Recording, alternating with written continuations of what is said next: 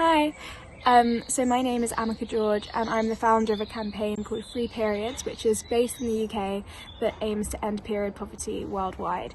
So I started the campaign at the beginning of 2017 after reading about girls having to miss school for sometimes a week every single month because they couldn't afford pads and tampons, or going to school using alternatives like toilet paper, newspaper, socks.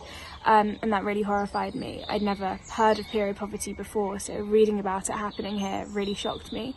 I started a campaign and a petition and eventually did a big protest outside Downing Street.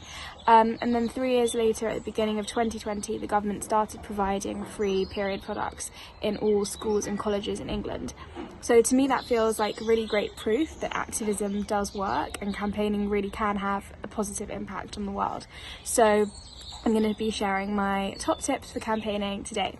So my first tip would be, especially at the moment when we're in lockdown and we can't physically protest or gather, would be to use social media, use the internet and all the tools that you have at your disposal to share a message. I always talk to my parents and my older members of my family and they always say that something like free periods would have never been able to happen without, when they were growing up, because the internet just didn't exist then. But we have this really amazing tool at our fingertips that's allowing us to share our ideas and express our outrage at issues that we care about. We can tweet politicians, we can get involved in volunteering, we can donate to causes that we think are worthy, and I think it's definitely worth capitalising on that, especially now.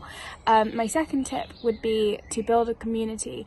Try and find people who are like-minded, who believe in the cause that you care about, and collaborate with them. Again, even if it's just through the internet, that's still really valuable and there's still so much work that can be done.